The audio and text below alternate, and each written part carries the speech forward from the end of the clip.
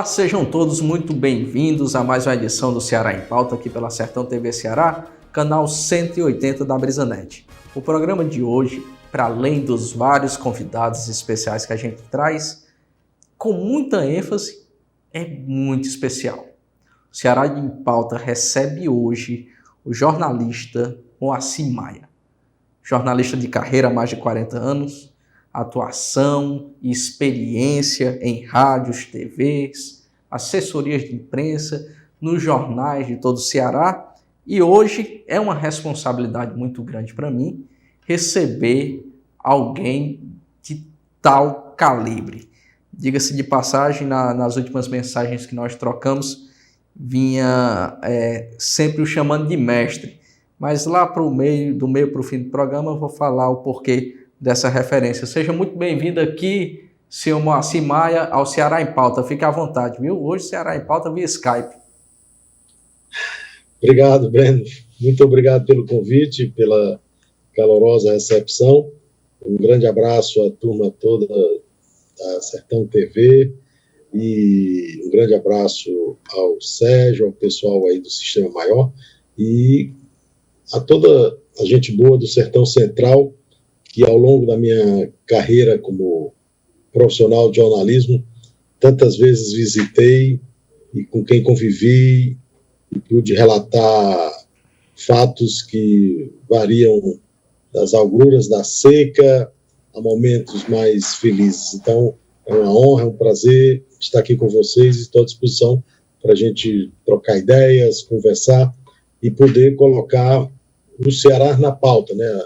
A matéria-prima do nosso trabalho sempre foi o Ceará, e eu acho que quando um canal de TV abre espaço para discutir as questões da nossa terra, a gente tem que aplaudir e sempre estar reverenciando, porque é uma iniciativa que merece todo o aplauso, todo o reconhecimento. Estou à disposição. Mestre Moacir, vou me referir a você como mestre aqui do jornalismo. Em todos os convidados do Ceará em Pauta, eu sempre tenho o hábito de dizer que isso aqui é uma conversa de calçada sobre política, sobre sociedade, sobre educação, e esse programa tem, para além de tudo, um fim pedagógico para todos aqueles que o acompanham. Então, fique à vontade, essa casa é sua, fale livremente sobre o que você quiser, que a gente vai falar sobre o que realmente interessa e o que realmente a sociedade precisa ouvir.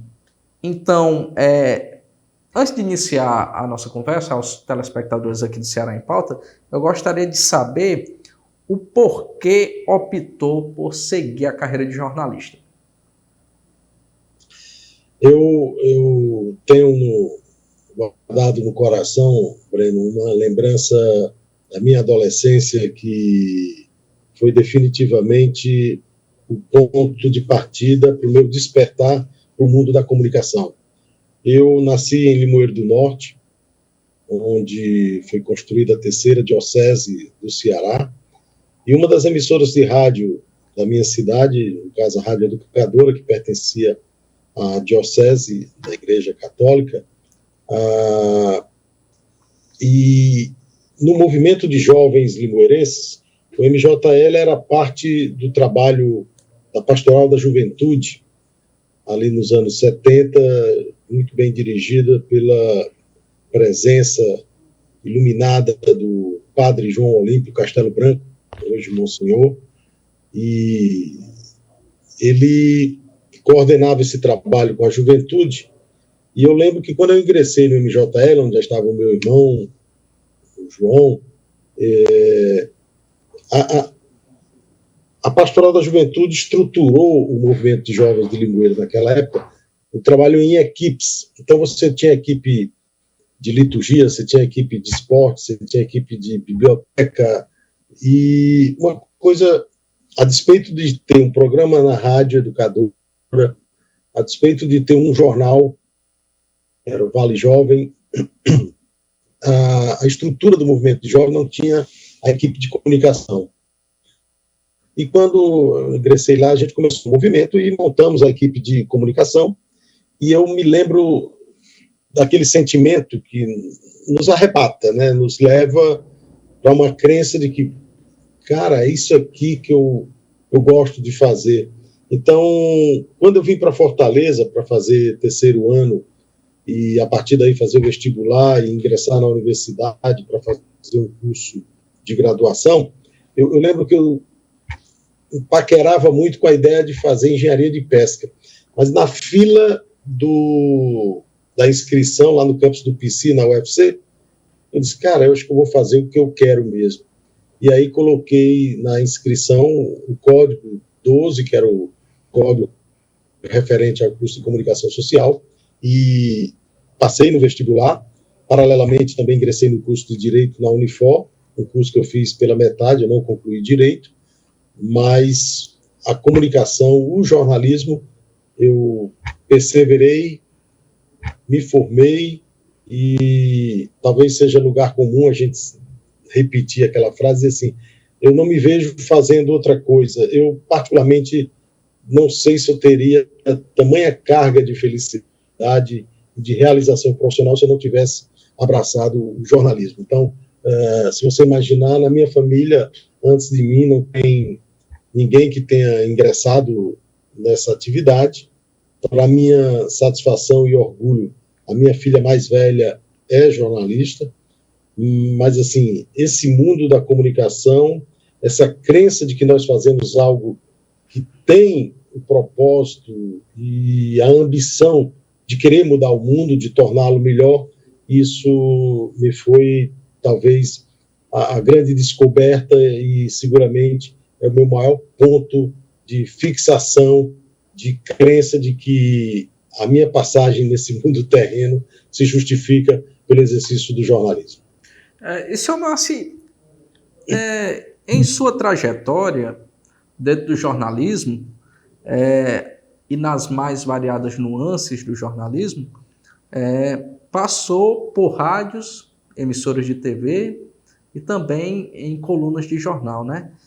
No início da carreira, hoje eu escuto muito, eu sou formado em Direito e sou professor universitário também, mas nunca deixei a comunicação. Comecei no rádio com 15 anos de idade. E nunca deixei de ouvir que em cidade pequena, eu sou do interior, sou do município de Madalena, quando se quer ser artista, o primeiro lugar que se busca é o rádio, é o primeiro contato que se tem, são as rádios comunitárias, e portanto iniciei numa rádio comunitária. Então, com o passar dos anos, com o advento da internet, com a acessibilidade, hoje a tecnologia fez com que muitos objetos de comunicação se tornassem obsoletos e tem uma responsabilidade muito grande sobre isso. Nunca se deixou de constatar que o rádio interiorano e o rádio em geral ainda é um meio de comunicação muito ouvido pela comunidade. O rádio, apesar de todos esses anos, ele ainda não deixou de ser uma das principais ferramentas de informação nas cidades. E queria saber como se deu, como é a sua relação estritamente com o rádio. Breno, quando eu ingressei na faculdade, no curso de jornalismo, eu confesso, eu não tinha preferência por nenhum veículo especificamente, né? Se era rádio, se era jornal, se era televisão. Naquela época eu ingressei na UFC em 1980, naquela época a gente ainda não tinha ainda a internet, que só chegaria 15 anos depois, e assim, eu tinha uma convicção, eu tinha uma certeza, eu quero ser jornalista. Então, eu tive a oportunidade de, quando eu fui fazer estágio, porque o curso de graduação, ele tem as disciplinas teóricas, as práticas, e você precisa complementar a carga horária com estágios em empresas de atividade a qual você vai servir. E eu fui fazer um estágio na TV Verdes Mares, fiz acompanhando o repórter, edição, etc. e tal. Depois fui fazer estágio no rádio, na Rádio Verdes Mares. E ao tempo em que eu estava na universidade ainda, a Universidade Federal do Ceará colocou no ar a rádio universitária, né, a FM universitária. E a nossa turma do curso de jornalismo foi a primeira a ter acesso, inclusive, a ter um programa na rádio universitária. E não foi uma coisa, uma dádiva, foi uma luta. Inclusive, nós ocupamos o prédio da reitoria brigando para ter acesso à programação da própria rádio, como laboratório, como ambiência de formação acadêmica. E depois que eu terminei o estágio na Rádio Verdes Mares, apareceu uma vaga para trabalhar lá como produtor. E eu fui fazer produção do programa do Nacélio Lima Verde, produção do programa de Almino Menezes, do Luiz Barbosa, do Moreira Neto, do João Inácio Júnior, e fui contratado em 1983, e quando foi em 1986, teve uma seleção para repórteres das afiliadas da TV Globo, um curso que formaria repórteres de televisão. E eu me lembro, eram mais de 500 profissionais do Norte e Nordeste, uma série de provas, né, uma seleção feita a partir, acho que, se não me engano, 5 etapas de provas. Se você passasse na primeira prova, faria a segunda, se passasse, faria a terceira, e assim até chegar na 5ª etapa de avaliação. E tive um período de 2 meses no curso de formação lá na TV Globo em Recife, em Olinda. Eu e 2 colegas aqui do Ceará, Patrícia Alencar e Fátima Sudário, mais 2 colegas de Belém, 2 de São Luís, um amigo de João Pessoa e 7 pessoas do Recife. Então ficamos 15. Dos mais de 500 candidatos, ficamos 15 para fazer esse curso, e foi quando eu migrei da rádio para televisão. E eu posso te assegurar, assim, a minha vida, particularmente depois, ganhou mais densidade como profissional de jornalismo na TV, né? Mas, assim, eu posso dizer com toda a pureza da alma, que Deus me permita, eu nunca soneguei 1 milímetro de inteligência ou de compromisso por causa do veículo ou por conta do fato em si. Eu me dediquei com paixão, com devoção, em todos os momentos da minha vida profissional, quer estivesse no rádio, quer estivesse na TV, quer estivesse no impresso, quer estivesse na assessoria. E eu posso até te confidenciar aqui, eu estou tentando concluir um livro que eu comecei a escrever já faz um tempo, que eu estou chamando de O Jornalismo e os 4 Poderes. Eu tive experiência como assessoria de comunicação no Legislativo, com o presidente da Assembleia, à época, Roberto Cláudio. Eu tive experiência no Executivo, na assessoria de comunicação do Executivo, também com o Roberto Cláudio na Prefeitura de Fortaleza. Eu tive experiência de assessoria de comunicação no Judiciário, durante 4 anos, como coordenador de comunicação do Tribunal Regional do Trabalho aqui do Ceará, e a experiência de jornalismo naquilo que se convencionou chamado 4º poder, que é a redação. E eu, embora eu às vezes diga que eu prefiro dizer que a imprensa, em alguns momentos, é muito mais como 4º do poder, onde a turma trama umas sacanagens, do que mesmo o 4º poder em si. Mas, para manter a liturgia, digamos assim, da estratificação das relações de interdependência entre os poderes da República, Executivo, Legislativo, Judiciário, e o poder da imprensa, eu estou batizando o livro com esse título, O Jornalismo e os 4 Poderes, para tentar dar uma definição para aquilo que é um ofício que, em qualquer uma das frentes, né, em qualquer uma dessas funções que você esteja, você consiga ter em perspectiva que jornalismo é, na sua essência, a prestação de serviço público. Nós estamos no jornalismo para defender o interesse difuso, o interesse coletivo, o interesse da sociedade como um todo. A única forma de você estabelecer a correlação do cumprimento ao nosso ofício é ter que estabelecer se ela vai servir ao maior grupo ou a um grupo minoritário. A natureza do nosso ofício é muito mais de fazer o trabalho em função de atender o interesse da maioria, do coletivo de maior abrangência. Compreendi. E isso é muito bacana, seu Marci, porque quando se fala com amor daquilo que se pratica, quando se fala com devoção daquilo que se faz bem feito, se faz com responsabilidade, devido à propriedade daquilo que se tem sobre o assunto. E no próximo bloco do Ceará em Pauta, a gente vai conversar melhor, se aprofundando bem sobre esses desafios do exercício da formação de jornalista propriamente dito. Não saia daí, que daqui a pouquinho eu estou voltando com o segundo bloco do programa Ceará em Pauta, aqui pela Sertão TV Ceará. Volte já.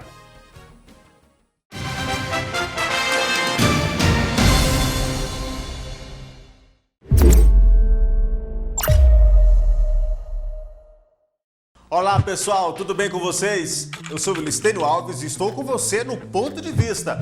Segunda a sexta-feira, a partir das 11 horas da manhã. Muita informação, prestação de serviço, na sua melhor companhia da hora do almoço. Nosso encontro marcado, de segunda a sexta, às 11 da manhã. Espero você! Sertão TV, a nossa TV, sempre perto de você. Fala galera, somos Braz Adoração. Estamos ligadinhos na Sertão TV, feita pra você. Sertão TV, feita para você. Moço, eu sou o técnico de violar o sinal. Tá fraco, né? O tempo todo, tô fraco. Esse modo não tem mais jeito, não. Pare de sofrer, bota fibra, vem pra Brisa. Olá, lhe apresento o senhor José. Ele assumiu a empresa da família no ramo de mercearia e, assim como seu avô e seu pai, se acostumou a fazer quase tudo sozinho e perdeu o controle. Mas ele não tinha tempo de criar novas ideias para expandir seu negócio e controlar o dinheiro. Foi aí que o senhor Tito apresentou a assessoria que estava recebendo de seu escritório de contabilidade, a Sisticom. Tito disse que a Sisticom descobriu uma forma para diminuir sua carga tributária. Agora ele estava pagando menos impostos e tudo dentro da lei, além de controlar gastos e contas. Então José procurou logo a Sisticom e fechou seu contrato. Agora ele tem mais tempo para estar com a família e buscar novas ideias para o seu negócio. Faça como José, vem para a Sisticom, conheça nossos planos e tenha a melhor assessoria da região.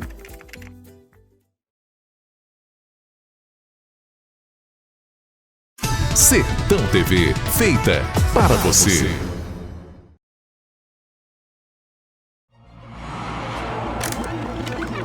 O que faz você confiar em um portal de informação?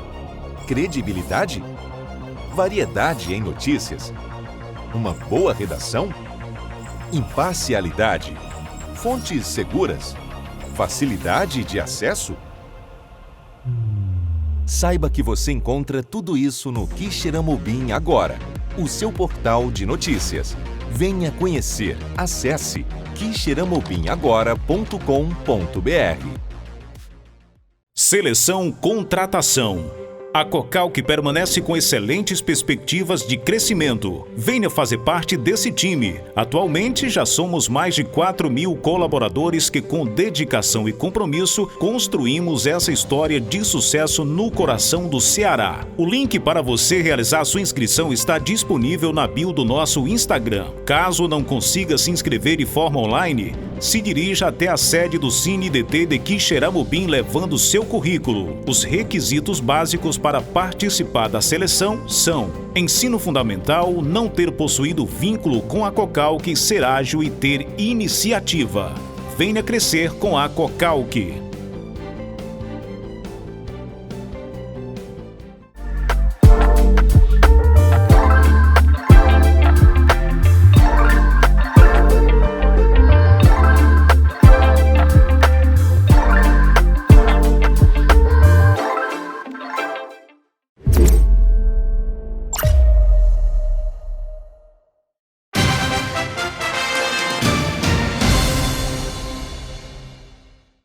Estamos de volta com o segundo bloco do programa Ceará em Pauta, aqui pela Sertão TV Ceará, canal 180 da BrisaNet. Você que ainda não tem a Sertão TV, procure o escritório da BrisaNet e nos traga para dentro da sua casa com a melhor programação, e tenho certeza que vocês vão se deliciar com as entrevistas que o Ceará em Pauta traz para vocês.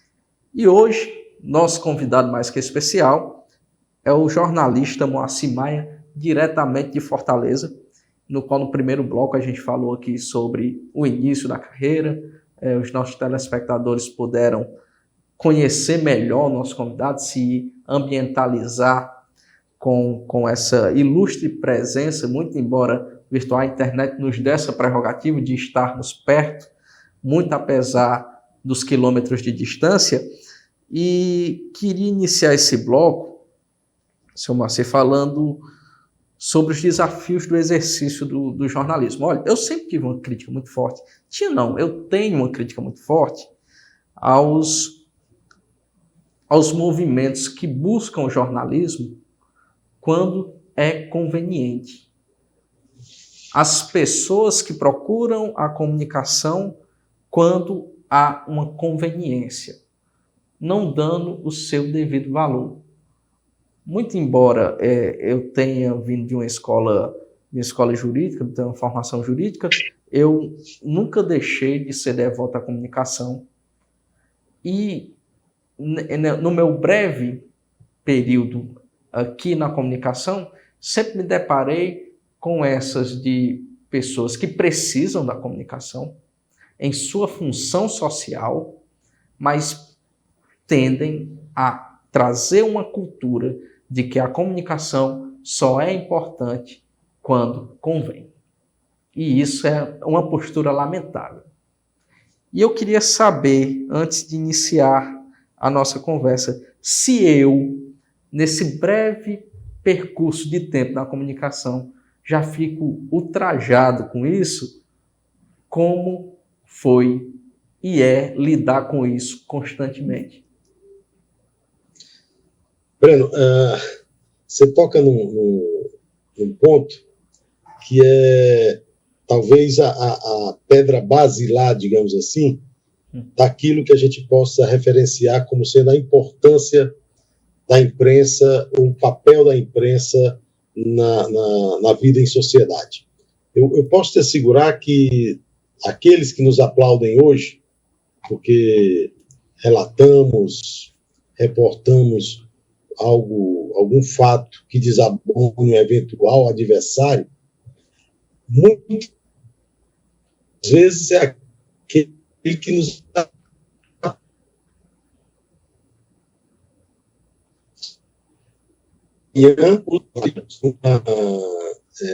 de um fato que desagrade. Eu, particularmente, vivenciei isso na prática e na pele, né, para a gente dizer assim. Vou descrever aqui rapidamente um evento. No governo Ciro Gomes, o governador fez uma proposta e lançou um desafio aos municípios do Ceará. Aquele que tivesse cobertura vacinal acima de 90% numa determinada campanha contra pólio, hepatite, campanha de vacinação infantil, ganharia uma premiação. Para muitos municípios do Ceará, o prêmio era em dinheiro a ser pago ao município, era um valor superior ao que esse município recebia de FPM, por exemplo. Eu chequei junto à Secretaria de Saúde do Estado qual era um município que historicamente tinha tido cobertura vacinal baixa. E me foi apontado um município aqui perto da Serra do Batuité, do Maciço, e para lá nos dirigimos. Era uma matéria para o Jornal Nacional da TV Globo, para dizer como que um município que tinha tido historicamente uma baixa cobertura nas campanhas de vacinação estava se preparando para aquele esforço mediante uma promessa de premiação se alcançasse acima de 90% de cobertura. E o prefeito, na ocasião, para tirar uma casquinha, né, para capitalizar politicamente botou carro de som na cidade, e hoje vocês vão ver no Jornal Nacional, na TV Globo, o que o prefeito fulano de tal está fazendo pela saúde do nosso município, etc, etc e tal. Eu sei que, uma determinada hora, a gente já se encaminhando para voltar para Fortaleza, para editar a matéria que seria veiculada à noite no Jornal Nacional, uma mulher pula na frente do carro da televisão. A gente estava dentro do veículo. E a mulher disse, olha, vocês estão fazendo propaganda para um prefeito que é desonesto, é um ladrão. Não sei o que. Como assim, minha senhora? Disse, olha, ele está roubando o dinheiro do município, não sei mais o que, tal. Aí eu disse, me diga uma coisa, a senhora tem como provar isso que a senhora está dizendo? Tenho. Depois prepare e me mande lá na televisão que a gente vai apurar essa história. E voltando para Fortaleza, quando eu cheguei aqui, fui chamado na direção, na sala da direção da TV, o prefeito daquele município estava lá. Eu disse, prefeito, estava procurando o senhor mesmo, tal, procurei lá na cidade, o senhor não estava, e tal, e eu queria ouvi-lo, porque ele está aqui com a denúncia. Aliás, essa matéria foi ao ar, a primeira. E na segunda matéria, desculpem, eu atropelei aqui os fatos. Quando foi, com uma semana da matéria ter sido veiculada, da campanha da vacinação, que era uma briga, porque a estrutura do município era estadual, e o prefeito era do outro partido e tal, e eles não conversavam entre si, o que resultava em prejuízo para a população. O fato é que, uma semana depois, chega um dossiê, calhamaço de documentos, lá na redação da Verdes Mares, endereçada para mim. Eu fui ver, eram as denúncias contra o prefeito. E lá voltamos nós ao município para checar se realmente aquilo era verdade. O prefeito dizia que tinha construído tantas praças, não havia, tantas escolas, não havia, uma ponte não existia, e procuramos o prefeito para responder, e nada de encontrar. E quando nós voltamos para Fortaleza, o prefeito estava aqui na televisão. E eu fui chamado na sala da direção, e eu disse, o prefeito estava procurando o senhor mesmo, blá, blá, blá. Aí ele disse, mas eu não vou dar entrevista para você não, porque não adianta, depois que você disser que eu roubei dinheiro, não adianta eu falar. Eu falei, não, mas eu não estou dizendo que o senhor está roubando. Eu estou dizendo que o senhor encaminhou um relatório de prestação de contas para o TCM, dizendo que fez isso, e essas obras não existem lá no município. Aí o senhor explica, responde. Aí o prefeito olhou para mim e disse assim, quanto que o senhor recebeu para fazer essa matéria? Aí eu falei, o mesmo tanto que o senhor me pagou por aquela outra que o senhor botou carro de som, fazendo propaganda do seu nome, dizendo que era o senhor fazendo alguma coisa pela saúde do município, quando, na verdade, era uma mobilização para uma campanha de vacinação. Então, assim, é muito fácil você encontrar as conveniências e digamos assim, as intempéries do exercício do jornalismo, porque nós temos um outro compromisso, com a verdade.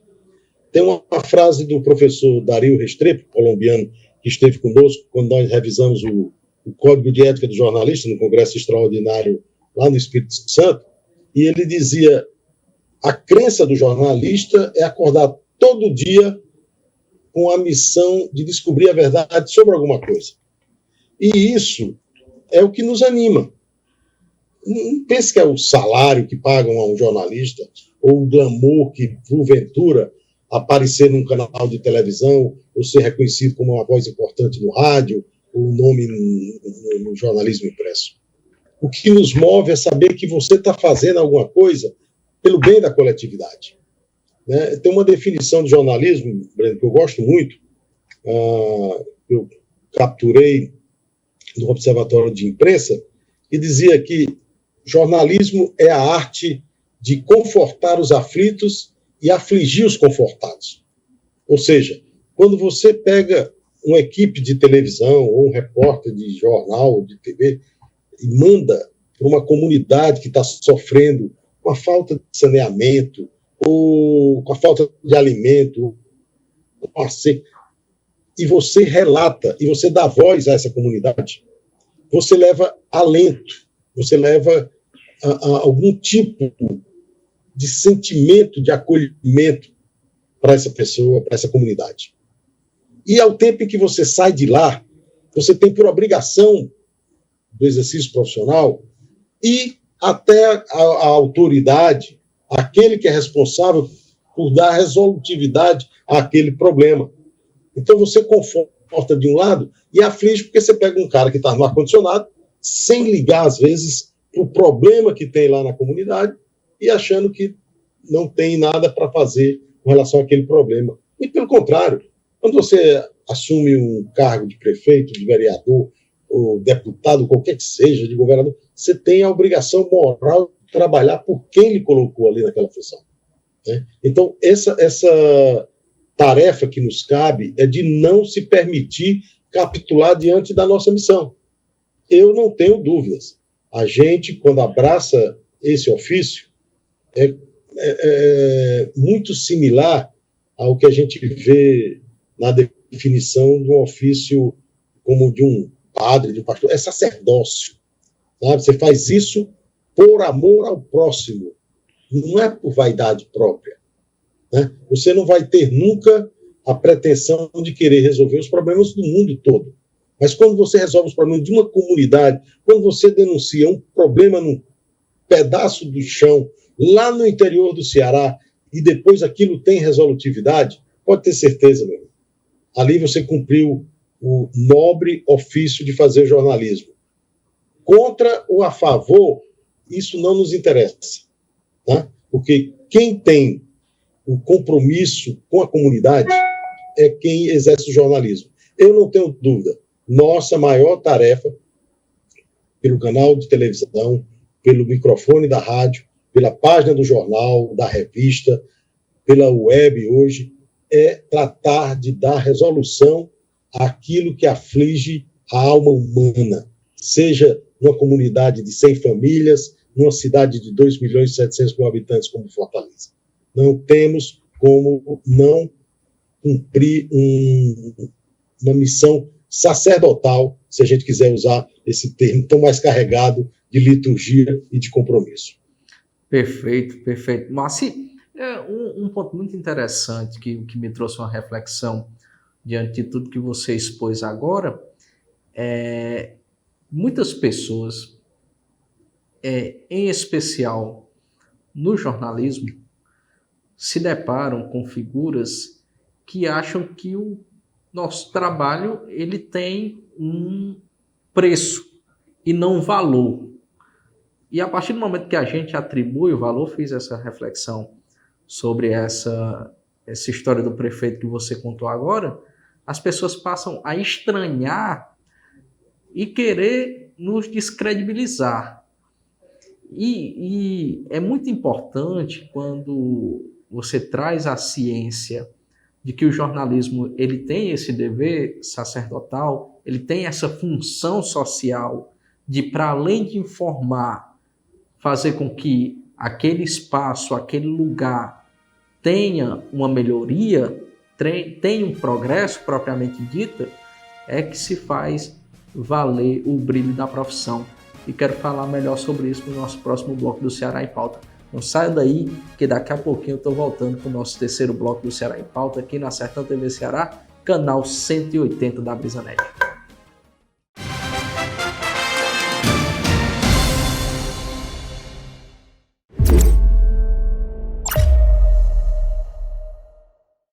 Toda quinta-feira, a partir das 9h30 da noite, você confere matérias especiais, curiosidades e temas importantes dos principais programas da Sertão TV no Espaço Livre. Um conteúdo diversificado de produção própria do canal 180. Não perca!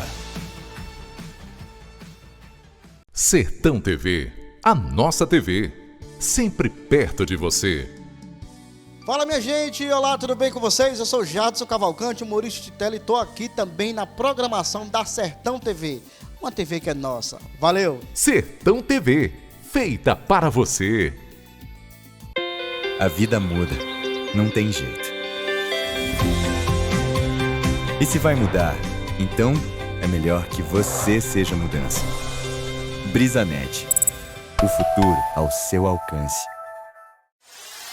Sistema Maior de Comunicação. Orgulho de ser do Ceará. A Sertão TV é para todos. Queremos ficar mais próximos de você, mostrar novidades, te divertir e emocionar. Por isso, temos o YouTube, onde fica boa parte do nosso conteúdo. Para acessar, é bem fácil. Entra na plataforma e procura pela Sertão TV na barra de pesquisa. Encontrou? Clique no botão de se inscrever, em vermelho, e ative o sininho para ser avisado quando postarmos qualquer conteúdo. Pronto! Agora você acompanha a gente ainda mais de perto.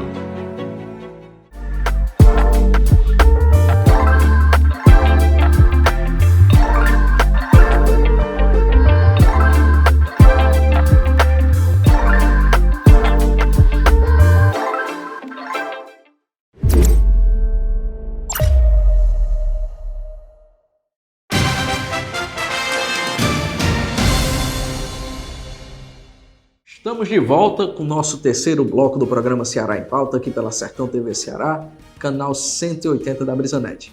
O Ceará em Pauta hoje recebe o jornalista Moacir Maia, no qual a gente tem desenvolvido uma conversa muito gostosa. E diga-se de passagem, Moacir, quando a gente fala de jornalismo, quando a gente fala daquilo que gosta, nos traz um fervor, e para além do fervor, muitas reflexões. E queria saber de ti, dentro do exercício da profissão, com este vasto período de experiência que tem, nesse período, nessa época, nesse mundo globalizado, nesta sociedade de redes sociais, de fake news, de informações pela metade descontextualizadas, qual tem sido o principal desafio e assim, a diferença de quando você começou, que havia um acesso, em tese, não tão presente da informação, para agora esse excesso de informação no qual as pessoas não sabem como lidar muitas vezes com ela. Fica à vontade. Eu quero crer que talvez o grande ganho que a tecnologia possibilitou foi uma maior difusão da possibilidade de produção. Ou seja, se a gente calcular que antigamente, vamos pegar aqui a música, um compositor, por mais talentoso que fosse, para eu registrar a minha obra, a minha arte, eu tinha que ir para o Rio de Janeiro ou para São Paulo, que é onde estavam as grandes gravadoras. Hoje eu em casa, no interior do Ceará, se eu for lá para Pereira, onde está a BrisaNet, com uma plataforma fantástica de internet, quer dizer, eu posso produzir de qualquer lugar hoje e ter a possibilidade de difusão em larga escala, sem estar precisando me deslocar para grandes centros. Agora, uma coisa é preocupante. Usando um paralelo exatamente na música de novo, eu lembro um dia desse, eu estava numa conversa e alguém falava, a música de hoje, a qualidade caiu muito. Né? Não é que no passado não houvesse música ruim, não. É porque hoje a facilidade com que a divulgação, a difusão, a propagação dessa produção é tamanha que nos incomoda mais. Porque antigamente, para você ter conhecimento de uma música, por exemplo, você tinha que estar ouvindo a radiadora, na pequena cidade do interior, a emissora de rádio, porque era dali que você, se você não tivesse dinheiro para comprar o bolachão, né, o disco de vinil, hoje não. Hoje a turma sequer registra em meio físico, né? O disco de vinil virou peça de colecionador, o CD, que foi uma grande revolução, também. Agora, de alguma forma, você não pode perder em perspectiva que o desafio que está posto agora é saber qual é a qualidade daquilo que nós vamos produzir e disponibilizar para a sociedade. O jornalismo tem uma teoria, chama teoria do gatekeeping, é um termo do inglês, que em tradução literal quer dizer mais ou menos assim, o cara que cuida da porteira, o pastorador do portão. A redação de uma TV, de um jornal, ele tem um cara que vai decidir aquilo que a sociedade vai tomar conhecimento como notícia e aquilo que não vai virar notícia, portanto, a população talvez não tome conhecimento. Claro que hoje, com as redes sociais, você, com mais facilidade, você dribla o que seria uma espécie de filtro. Mas, você diz assim, isso está vindo com o rigor técnico da produção jornalística, que, por exemplo, o nosso Código de Ética, no artigo 4, diz lá explicitamente: o trabalho do jornalista se pauta pela precisa apuração e correta divulgação do fato. Hoje, qualquer pessoa, muitas vezes nem bem intencionada está, joga informações no meio do mundo, no meio das redes digitais, e nesse campo eu me associo à linha de pensamento do Frei Beto. Frei Beto não considera redes sociais, ele diz rede social promove socialização. Na maioria das vezes o que a gente tem visto não é a socialização por meio de redes tecnológicas, redes digitais. Nós temos visto que a propagação do achaque, da destruição de reputações, que é algo extremamente grave. A gente costumava dizer, quando se discutia na disciplina de ética do curso de jornalismo, que uma notícia falsa ou inverídica, ela se assemelhava a um travesseiro de penas que você rasgava a costura e jogava as penas na frente de um ventilador. Isso espalhava pena para todo lado. Você podia até depois conseguir recolher um bocado das penas, mas você não recolhia todas. Hoje, com a propagação de uma informação que não é verdadeira, se dá por meio das redes digitais numa velocidade, numa proporção, que não é possível mais pensar numa reparação, pela simples desconstrução da primeira versão apresentada, que não é verdadeira. Então, não vamos nos enganar. Nós temos um desafio fantástico, é garantir que aquelas pessoas que podem ter controle sobre a produção de informações, controle no sentido de eu tenho um rádio, uma emissora de rádio, eu tenho uma emissora de TV, eu tenho um jornal, as informações que eu divulgo, pode acreditar porque são fruto de uma boa apuração e de uma correta divulgação. Mas o problema hoje é outro, é que qualquer cidadão, de má fé, inclusive, joga no meio do mundo uma coisa que até você conseguir depois dizer que aquilo não é verdade, já foi embora a reputação. A gente, emblematicamente e academicamente, se debruça sobre casos como a escola base lá de São Paulo, em que 4 casais foram dizimados moralmente, dizendo que faziam vídeos com crianças e tal. Pura mentira. Mas isso não é de hoje, infelizmente. E não vai se encerrar. A gente só tem que permitir que a sociedade tenha instrumentos de punição, de apuração e de punição a quem promove esse tipo de coisa. Porque as redes, né, de fake news, essas têm um nível de produção que eu acho que são 24 horas por dia que elas operam. É uma infinitude de produtos que levam sempre a um processo de distorção da própria realidade. Né? Eu quero crer muito que o nível que a gente alcance no futuro seja de instrumentos que deem à sociedade alguns elementos de garantias de que, tudo bem, você não pode controlar o conteúdo. Agora, você pode muito bem punir severamente quem se permita praticar esse tipo de crime. Porque você jogar lama na honra alheia, isso é crime. E o que essas estruturas permitam produzir fake news, notícias falsas. Por exemplo, você viu o que aconteceu na época da pandemia. Gente querendo dizer que a vacina fazia mal e tal. Pelo amor de Deus, isso é um desserviço com a maldade de uma profundidade que eu acho que equipara-se a quem pega uma arma e atira contra um irmão, um ser humano.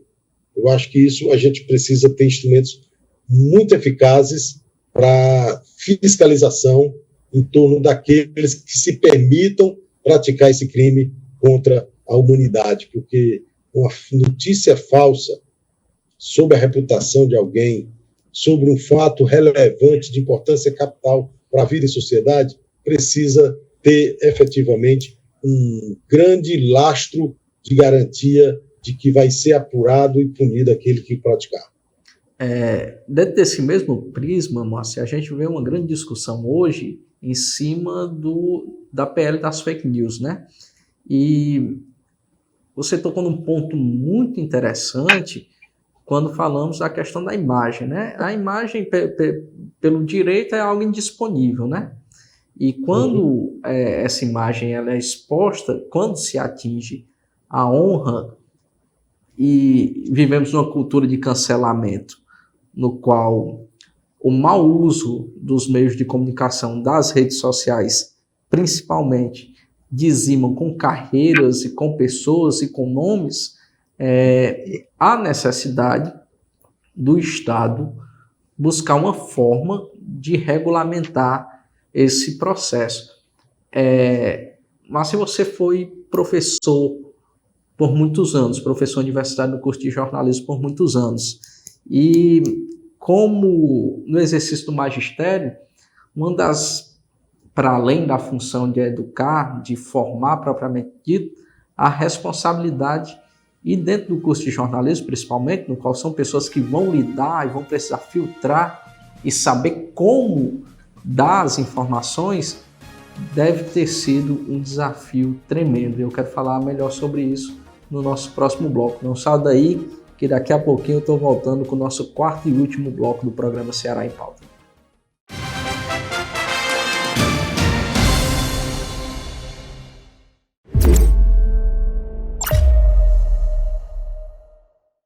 Mais uma super produção para você matar a saudade na telinha da Sertão TV. Darren Steffens é um jovem executivo de uma agência publicitária que, quando sai em lua de mel com sua esposa, Samantha Steffens, descobre seu segredo. Ela é uma feiticeira com poderes mágicos. A Feiticeira.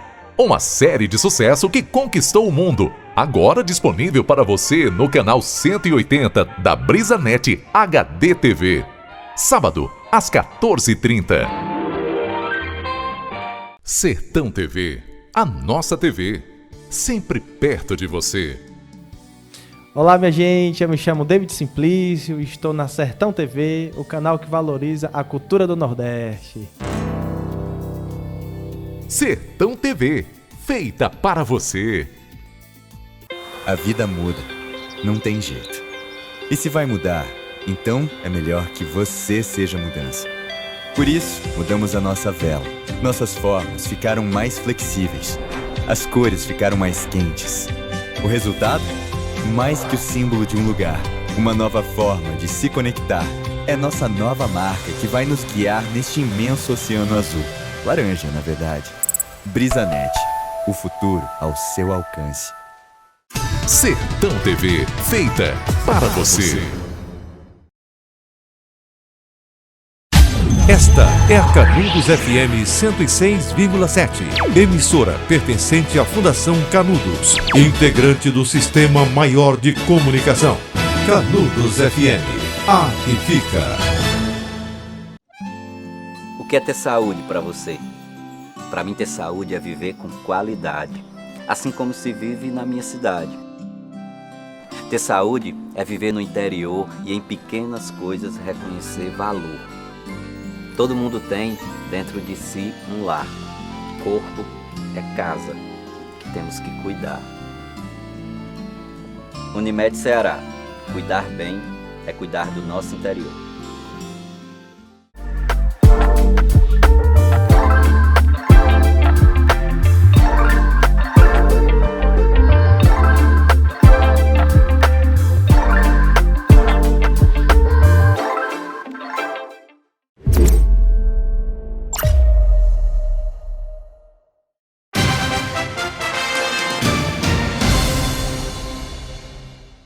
Estamos de volta com o nosso quarto e último bloco do programa Ceará em Pauta, hoje com a presença ilustríssima, mesmo que de longe, do querido jornalista Moacir Maia, um dos maiores nomes do jornalismo aqui do estado do Ceará.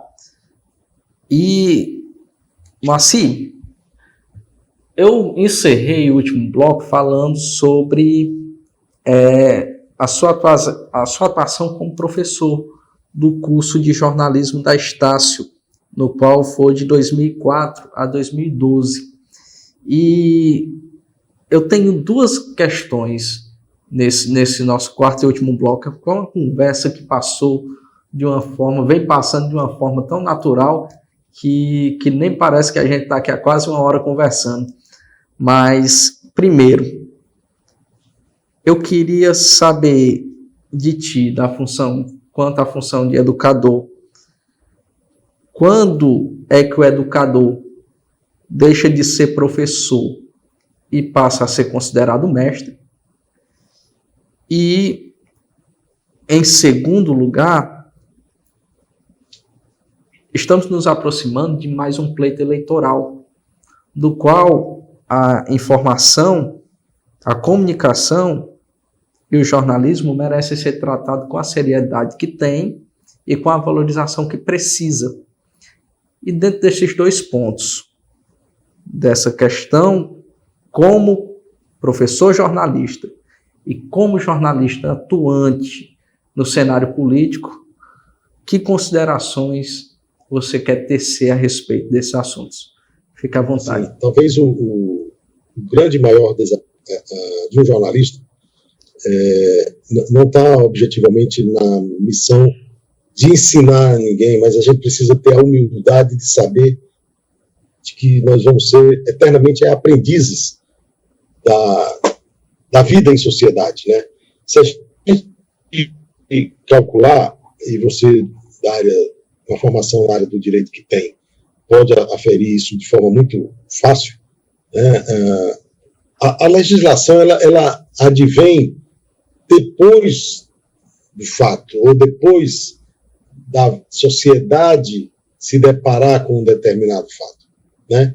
Por exemplo, o fenômeno dessas notícias falsas, elas não poderiam entrar nos marcos regulatórios, na legislação, se ela não existisse na prática, na vida em sociedade. E é claro que a gente fica meio que correndo atrás das novidades, né? É o cachorro que corre atrás do rabo, né? É a sociedade inventando coisa nova e a gente tendo que correr para regulamentar, para prever punição em caso de falta e etc. Isso é próprio da vida em sociedade em qualquer época da humanidade. Agora, eu fico imaginando assim, eu lembro de um episódio, eu cheguei a ter, por semestre, algo muito próximo de 300 ou 400 alunos, com 4, 5 disciplinas de manhã, 4, 5 disciplinas à tarde, à noite, desculpa, no curso de jornalismo. E eu lembro que uma vez, era uma noite de Réveillon, eu estava passando o Réveillon em Jericoacoara e recebi uma ligação. E, professor, é o Bruno. Aí eu, pois não, Bruno, seu aluno. Pois não, Bruno. Professor, estou ligando não só para desejar feliz ano novo, mas para lhe agradecer aquilo que o senhor falou para mim em sala de aula mudou a minha vida. Eu não me lembro propriamente o que é que eu tinha falado para ele e tudo mais, mas que coisa boa. Mas mudou a vida para melhor? Sim, para muito melhor. E eu contei essa história para minha professora Adiz Essar, minha professora do curso de jornalismo, minha eterna professora, e ela me disse uma coisa muito parecida com o que você coloca aí. Ela diz assim, meu filho, nessa hora você deixa de ser professor para ser mestre. Quando você impacta tão diretamente na vida de alguém, é porque você está cumprindo uma tarefa que não é meramente o repasse de informação, né? Eu fico imaginando, por exemplo, eu fui presidente do Sindicato dos Jornalistas do Ceará, fui diretor da Federação Nacional dos Jornalistas, e eu posso te dizer, o tempo que eu aprendi mais na minha vida foi quando eu estive a serviço de uma ação coletiva. Eu não estava ali sendo presidente de mim. Eu estava presidindo uma entidade que representava uma categoria. Eu estava ali como diretor de uma entidade que representava uma categoria no país inteiro. E isso te dá motivação para dizer assim, faça isso porque é o exemplo que mobiliza. É o exemplo que arrasta. Às vezes a gente se perde em achar que uma fala bonita, que um discurso afinado, rebuscado, cheio de palavra bonita, vai tocar o coração. Mais que isso, o que move mente e coração é quando você faz, é quando você pratica. Não adianta você em sala de aula dizer para um aluno que é para ser ético, é isso, isso, isso. E você não sê-lo no dia a dia. Isso é hipocrisia, né? Então, a minha tarefa como jornalista, ou a tarefa de profissional, de jornalista de qualquer um de nós, vai ser sempre assim. Eu estou dizendo que isso é o que faz o bem, porque eu já experimentei. Eu fiz e deu certo. Porque é esse empirismo no dia a dia das pessoas, quando você consegue resolver o problema de uma comunidade, quando você denuncia um mal feito, e isso acaba, né? Isso nos preenche, e aí você diz, você não vai ser mestre de alguém, você vai ser aluno e professor de si mesmo. Você vai incorporar uma lição que também vai te fazer grande. Perfeito. E Moacir, dentro desse mesmo prisma, dessa valorização, hoje a gente tratou de jornalismo, hoje a gente fez um programa tratando de comunicação como um todo.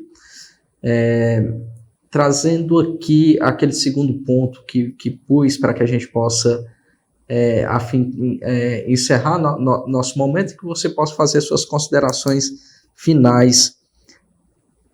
Nos aproximamos de um pleito eleitoral e queria saber de ti, se você pudesse dar uma sugestão a quem pretende concorrer a cargos públicos sobre como tratar o comunicador e o jornalista nesse período, qual sugestão daria?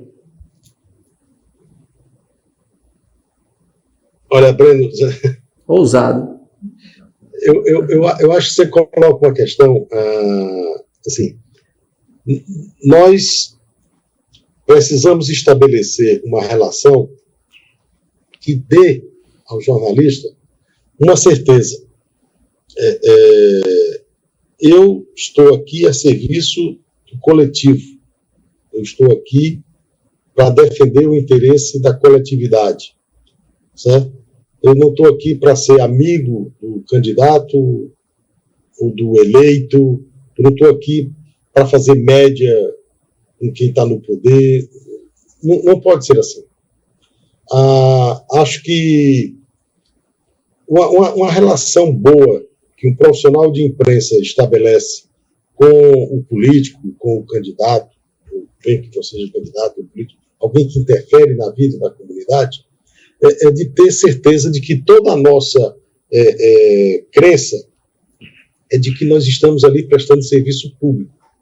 É claro que o político, ele acha que o jornalista, o radialista, o gente boa com ele, é o cara que merece ser privilegiado e precisa ser considerado. ele tem raiva de quem o critique porventura. Então, assim, fica a lição de que eu só vou ser criticado se eu não estiver cumprindo aquilo para o que me escalei, para aquilo que eu escolhi fazer. Eu não tenho dúvidas que uma pessoa, se ela acha que porque foi revestido, teve investidura num cargo público, ele está imune da crítica, está enganado. Nós não temos por onde não estabelecer uma cobrança por parte da imprensa, né? Então a gente fica alerta. E mais que isso, porque eu acho que quando um cidadão recebe uma informação e não apura direito e vai veicular, ele está a serviço de alguém. Então, não há por que você desonerar a obrigação do profissional de comunicação, de jornalismo, de ir apurar uma informação e ter todas as reservas, todas as restrições, aquilo que ele recebe de informação primeira. Porque nem todo mundo tem esse sentimento de que está ali a bem da verdade, né? A gente só não pode abrir mão disso. Nós não podemos nos permitir deixar ser manipulado por quem quer que seja o que está candidato da oposição, ou seja aquele que já é prefeito, ou é deputado, ou é governador na situação. A gente tem a obrigação de simplesmente não capitular diante disso. A defesa intransigente do que nós devemos fazer é do interesse público, é da prestação de serviço. Claro que as pessoas vão dizer, mas aí o dono da televisão, o dono da rádio tem interesse A, B ou C. Irmão, eu costumo dizer, uma empresa tem a prerrogativa de demitir um funcionário, mas um funcionário também tem a prerrogativa de dispensar uma empresa que queira que ele não exerça com honradez, com honestidade, a função para o que ele foi contratado. Jornalismo, às vezes, tem dessas contradições. Às vezes, você tem que brigar com quem lhe contratou para fazer aquilo para o qual você foi contratado. Nós não podemos nunca perder em perspectiva que essa é, talvez, uma realidade que possa aparecer a qualquer momento na nossa vida profissional. Agora, melhor do que colocar a cabeça no travesseiro à noite e dormir o sono dos justos, eu garanto, não tem sensação melhor para um jornalista do que saber que foi honesto vencendo mais um dia de trabalho. Moacir, eu lhe agradeço muito por essa entrevista. Posso lhe afirmar que não foi uma entrevista, foi uma aula. Aprendi muito com nossa conversa hoje. Deixo aqui esse espaço, o Sistema Maior de Comunicação, nos qual nos dá a responsabilidade de fazer um programa que leva a política, que leva a comunicação, que leva a sociedade para a casa das pessoas de forma séria. Quero que esteja aqui, eu já adianto meu convite, eu quero que você esteja aqui no Ceará em Pauta quando do lançamento do seu livro, que você aqui nos adiantou, e essa casa é sua, o Sistema Maior está aberto para você, está aberto para falar sobre o que a gente gosta, e deixa aqui o espaço aberto para suas considerações finais. Muito obrigado pelo convite e, se possível, e aí eu já quero até me oferecer, se tem uma coisa que me encanta profundamente, é o ambiente do debate. Se você quiser me convidar para um debate na sua sala de aula com os seus alunos, para a gente discutir presencialmente esse tema, estou inteiramente à disposição. Poder voltar ao Sertão Central é sempre uma grande alegria para mim, ainda mais agora que, com as abençoadas chuvas que banham o nosso estado, está tudo tão verde aí, e é bom que assim seja. Eu posso te garantir que irei com o maior prazer, e quero, de antemão, dizer da felicidade de ter podido jogar alguns pontos para reflexão para os seus telespectadores, e que a gente possa manter vivo esse debate, porque quando ele existe, se tem garantia de que a sociedade está ganhando alguma coisa. Parabéns pela iniciativa do programa, parabéns ao Sistema Maior de Comunicação, ao Sérgio Machado, e que você possa levar aos seus telespectadores sempre e mais reflexões nesse campo, porque é isso que faz forte uma democracia, é isso que faz com que uma sociedade se fortaleça, inclusive para defender a sua cidadania. Grande abraço e obrigado pelo convite. Eu que agradeço, Moacir. Eu sempre tenho o costume de dizer que o Ceará em Pauta ele tem, para além da informação, uma função pedagógica. E essa entrevista, falo novamente, foi uma sala de aula. Fizemos do nosso estúdio hoje uma sala de aula. Muito obrigado pela sua companhia, pela sua presença. Eu aguardo todos vocês na próxima semana com mais uma edição do programa Ceará em Pauta, aqui na Sertão TV Ceará, canal 180 da BrisaNet. Você que ainda não tem a Sertão TV, procure o escritório da BrisaNet mais perto de você e nos leve para sua casa. Tchau, tchau e até a próxima semana.